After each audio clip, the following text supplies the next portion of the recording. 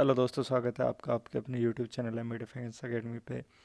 और हम डेली की तरह आज फिर डिस्कस करने वाले हैं जो 24 दिसंबर की करंट अफेयर है, क्योंकि आज 24 दिसंबर है 2020।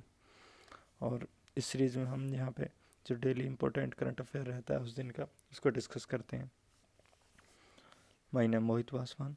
और ये जो करंट अफेयर सीरीज़ है SSC, railway, police, air force, navy और टेट जैसे सभी इम्पोर्टेंट एग्ज़ाम, वनडे जो एग्ज़ाम है उनके लिए इम्पोर्टेंट रहने वाला है। तो चलो शुरुआत करते हैं। और हाँ, मैं यहाँ पे आज आपको एक बात बता देना चाहता हूँ स्टार्टिंग में, जो भी इस चैनल पे नए हैं तो वो प्लीज़ इसको सब्सक्राइब कर लें और एक दूसरे को शेयर करें, जिससे ज़्यादा से ज़्यादा स्टूडेंट इस सीरीज से जुड़ सकें। अब शुरुआत करते हैं। तो क्वेश्चन नंबर 5, क्वेश्चन नंबर 1 ये है कि वह देश जिसके द्वारा हाल ही में यातना और अन्य क्रूर अमानवीय सजा के विरुद्ध यूएन कन्वेंशन पर हस्ताक्षर किए गए हैं।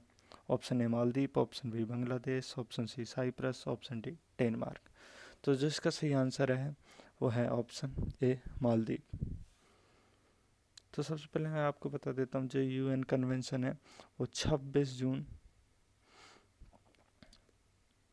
1987 को प्रभाव में आया था, जो यूनाइटेड नेशन कन्वेंशन में।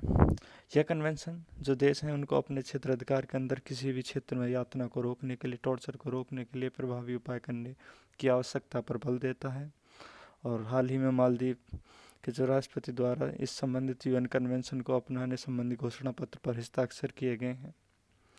और अगर भारत की बात करें तो भारत ने 14 अक्टूबर 1997 को इस कन्वेंशन पर हस्ताक्षर किए थे।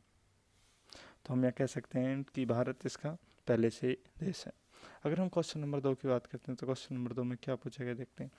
नासा द्वारा अनुमोदित आर्टेमिस मिशन का प्रमुख क्षेत्र है। ऑप्शन ए चंद्रमा, ऑप्शन बी मंगल, ऑप्शन सी सौर मंडल खोज, ऑप्शन डी क्षुद्र ग्रह। तो जो इसका सही आंसर है वो है ऑप्शन ए, क्या, चंद्रमा। तो जो आर्टेमिस मिशन है ये चंद्रमा के लिए लॉन्च किया गया है। और हम यहाँ पे एक इम्पोर्टेंट और बता देते हैं, जो नासा है कि इसकी फुल फॉर्म कई बार पूछ ली जाती है डायरेक्ट वनडे एग्जाम में। तो इसकी जो फुल फॉर्म है वो है नेशनल एरोनॉटिक्स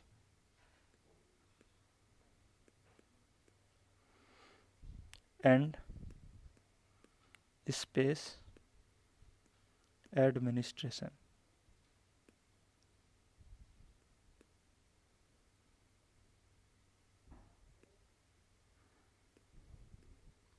क्या है इसकी full form? National aeronautics and space administration. जहाँ पे थोड़ा पेन की वजह से प्रॉब्लम है तो आप उसको कंसीडर करें। अगर हम क्वेश्चन नंबर 3 की बात करते हैं तो क्वेश्चन नंबर 3 में क्या पूछा गया। वह उच्च स्तरीय समिति जिसे कच्चे तेल के आयात पर निर्भरता को कम करने के लिए सिफारिश हेतु गठित किया जाता है। किस लिए? कच्चे तेल के आयात पर निर्भरता को कम करने के लिए रिकमेंडेशन के लिए इसका कमेटी का गठन किया जाता है। ऑप्शन ए है doctor Neel Kakodkar, option B doctor Shiva Janardan, option C doctor Vijay Pathak और option D doctor Shyam Agarwal. तो जो इसका सही आंसर है वो है option A doctor Anil Kakodkar. केंद्रीय पेट्रोलियम और प्राकृतिक गैस मंत्रालय द्वारा आयात कच्चे तेल आयात पर निर्भरता को कम करने की सिफारिश हेतु प्रसिद्ध वैज्ञानिक डॉक्टर अनिल काकोडकर की अध्यक्षता में एक उच्च स्तरीय समिति का गठन किया गया था। इस समिति ने हाल ही में अल्पावधि, मध्यावधि और दीर्घकालिक जो रणनीति स्ट्रेटेजी है उस पर आधारित आयात निर्भरता रिपोर्ट प्रस्तुत किया। तो ये कौन है? ये एक फेमस साइंटिस्ट हैं। क्वेश्चन नंबर 4 को देखते हैं। तो क्वेश्चन नंबर 4 में क्या पूछा है। क्वेश्चन, राष्ट्रीय जनसंख्या रजिस्टर की स्थापना की गई, नेशनल पॉपुलेशन रजिस्टर की स्थापना कब की गई? इसमें है पूछा गया है। ऑप्शन ए है वर्ष 2010 में, ऑप्शन बी है वर्ष 2011 में और ऑप्शन सी है वर्ष 2009 में और ऑप्शन डी है वर्ष 2012 में। तो जो इसका सही आंसर है वो है वर्ष 2010। तो ऑप्शन ए इसका सही आंसर होगा। राष्ट्रीय जनसंख्या रजिस्टर देश के सामान्य निवासियों की एक सूची होती है जो नागरिकता अधिनियम 1955, कौन सा? नागरिकता अधिनियम 55 के प्रावधानों के तहत स्थानीय, उपजिला, जिला, राज्य और राष्ट्रीय स्तर पर बनाई जाती है। इसकी शुरुआत वर्ष 2010 में नागरिकों की पहचान का डेटाबेस एकत्र करने के लिए की गई थी।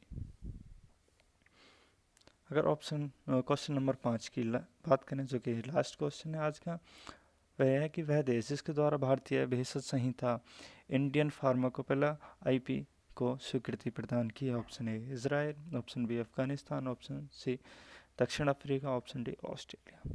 तो इसका जो सही आंसर है वो है ऑप्शन बी अफगानिस्तान। तो अफगानिस्तान द्वारा यह स्वीकृति दे दी गई है। अब इसके बाद इस आईपी का प्रयोग कर अफगानिस्तान में दवाओं एवं अन्य स्वास्थ्य उत्पादों के निर्माण में इसका उपयोग किया जा सकता है। और ऐसा करने वाला अफगानिस्तान, जो औपचारिक तौर पर स्वीकृति देने वाला अफगानिस्तान पहला देश है। और यह जो स्वीकृति प्रदान की गई है वो अफगानिस्तान के स्वास्थ्य मंत्रालय द्वारा की गई है। And thank you for watching this video and concentrate. और जो भी नए वो प्लीज़ सब्सक्राइब एंड शेयर, जिनके लिए भी ये वीडियो हेल्पफुल हो सकती है। एंड हेल्प ईच अदर, और एक दूसरे की सहायता करें और एक दूसरे से जुड़े रहें। जय हिंद।